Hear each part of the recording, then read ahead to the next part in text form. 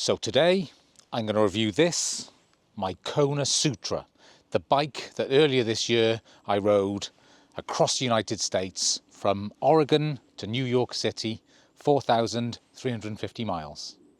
So first of all, this is not going to be a very detailed review. I'm not that technically minded when it comes to bikes, cycling, stuff like that. I'm more into the riding than the gear. Not that there's anything wrong with that, because I am a gearhead with lots of other things. I'm going to focus more on how the bike performed, how it works for me, why I chose it, all of that stuff. First off, so I wanted a bike that wasn't too expensive because I didn't want to worry about leaving it outside shops, cafes, all that sort of thing, you know, when you're doing laundry, all those sort of things that you have to do when you're on a long tour. I didn't want anything so expensive that I'd need to go into therapy if it was stolen. This bike was about £1,200, probably $1,200. So I'm not going to say it's cheap. I mean, that would be ridiculous, but it's for a bike of this standard, it is.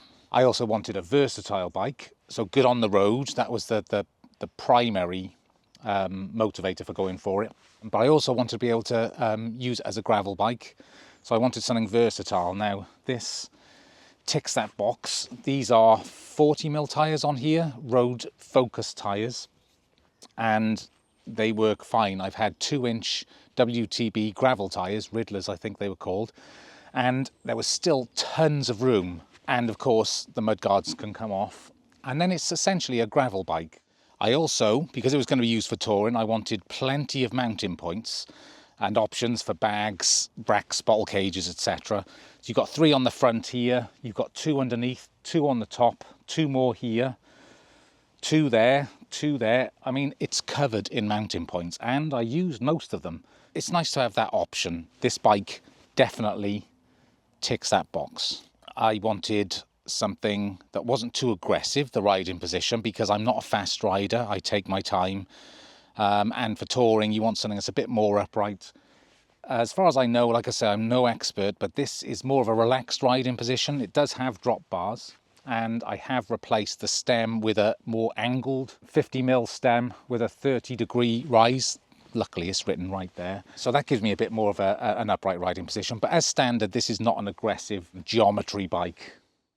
So one of the big considerations was what sort of derailleur to get, whether I was going to go with a 1x or a 2x. I decided on a 2x because I needed a wide range of gears. I don't tend to ride a lot when I'm between these long tours, so I always start off a little out of shape, and I wanted a nice low climbing gear. I was a little worried because I've had trouble with front derailleurs in the past, but this one was perfect. It's a GRX 400 Shimano. That's their low-end sort of gravel set, and it's a GRX 400 rear derailleur also. It worked perfectly, flawless. I had no issues. I had to do a little adjustment at the beginning. That was due to I was knocked around in shipment, I think, when I shipped the bike over. It comes as standard with an 11 to 36, let's check. Yeah, 11 to 36 rear cassette. I replaced mine with an 11 to 42, just because I wanted a granny gear, they call it, a really low gear. I'm glad I did that as well. It was a good idea. There's a video maybe linked down below where I show how you do that if you're interested. So this bike is made of steel, chromoly steel. It's a common material for touring bikes. I think it flexes more than aluminium, so it's good for absorbing bumps, all that sort of stuff. I wanted a steel frame bike because I like the idea of being able to repair it easy in the field. I mean, not me, but you could take it anywhere and get it welded, whatever you need to do. Thankfully, I didn't need to worry about that. Also, you know, steel bikes do tend to be a little cheaper. The downside is the weight. This bike isn't designed to be, you know, fast, and I don't ride fast, so it didn't matter to me. But the weights, it's 32 pounds, which is 14.5 kilo. That's quite heavy for a bike. I'm not sure if that's quite heavy for a touring bike specifically, but that's what it is. I can say that when it's not loaded up, it's a nice bike. It feels quite agile. I'm not an expert, but it does to me. When it's loaded, this thing is rock solid, absolutely rock solid. When you've got some bags on there, you'll see if you watch the TransAm videos, which are in a link below on my main channel, you can watch that whole trip, by the way. And then, you know, you'll have proof that I did actually do what I say with this bike. So some of the other things I haven't gone over yet. Shimano Tiagra shifters, they worked perfectly. I had no issues, no problems at all with those. I didn't even adjust the cables. The mudguards it came with were plastic rubbish. I took them off straight away and put Portland Design Works steel fenders on. I really like those. I got fed up with, you know, you lean your bike up against stuff and it all bends. These are rock solid, so I'd recommend that. The handlebars are just the stock ones. They've got a small flare, so they are drops with a small flare. And I like them. I really enjoyed using these. The bar tape is Brooks. That held up quite well. It's starting to fray a little bit here and there, but you know, it's done a lot of work. The bike comes with a Brooks B17 saddle, which is, you know, a big deal. They're not cheap. I took it off, sold it, put on this Ergon one because that's the route I'm going with saddles. Another link in the description to a review where I talk about the Ergon and the Brooks and compare the two. This worked really well. What else have we got? Pedals, MKS Lambda. I love these pedals. The bearings on them are still fine. They're nice and big. There's a nice big platform. They're grippy enough. I use flats. I don't clip in because I just never have. That's pretty much the size of it. So the bike came with a front rack from Tubus, which is a really good rack, and I did use it on my TransAm tour. We can put in a quick video or a picture or something like that to show how this bike was configured when it was loaded up.